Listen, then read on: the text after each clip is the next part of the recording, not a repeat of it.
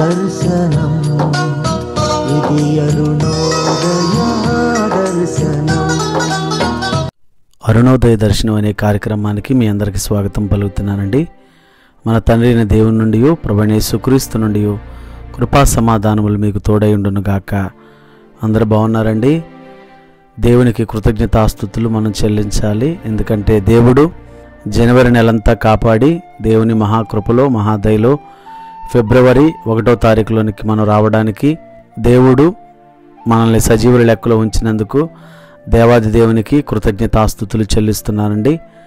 జనవరి నెలంతా కాపాడిన దేవుడు ఈ ఫిబ్రవరి నెలంతా మిమ్మల్ని మీ కుటుంబాలను ఆశీర్వదించాలని కోరుకుంటూ ఈ శ్రేష్టమైన సమయంలో దేవుని వాక్యంలో నుంచి సామెతల గ్రంథము 19వ అధ్యాయము 23వ వచనాన్ని ధ్యానం చేసుకుందాం. యెహోవా యందు భయభక్తులు కలిగి ఉండుట జీవ సాధనము.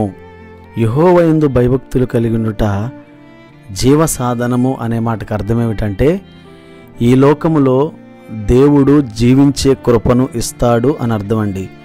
ఇంగ్లీష్ బైబిల్లో ఏమనుందంటే, the fear of the lord leads to life. అంటే ఈ లోకములో మనం బ్రతకడానికి కావలసిన, ఇంకా చెప్పాలంటే మన జీవితంలో కావలసిన ప్రతి అవసరతను దేవుడు తీరుస్తూ ఈ లోకములో మన జీవితాన్ని సాధకము చేసుకునే కృపనిస్తాడు అని మాటకు అర్థం అండి. అంటే ఏంటి?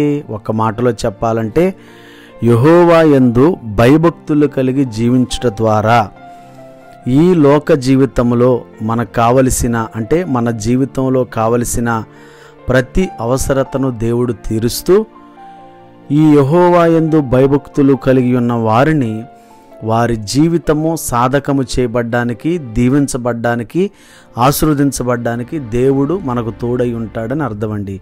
కాబట్టి దేవుని యందు మనం భయభక్తులు కలిగి జీవిస్తూ ఉన్నామా? ఒకసారి ఆలోచన చేసుకుందామండి. దేవుని యందు భయభక్తులు కలిగి జీవించిన ప్రతి భక్తుడు దీవించబడ్డాడు, ప్రతి భక్తురాలు ఆశీర్వదించబడ్డారు.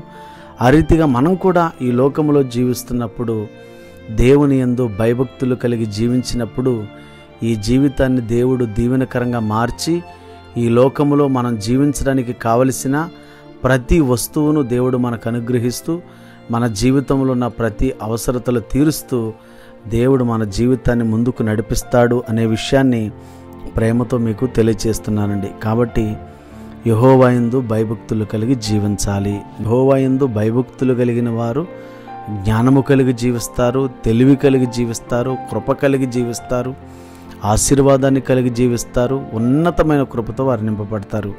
కాబట్టి ఈ యొక్క ఫిబ్రవరి మాసమంతా దేవుని బిడ్డలారా, మన జీవిత కాలమంతా మనం దేవుని యందు భయభక్తులు కలిగి జీవిద్దాం.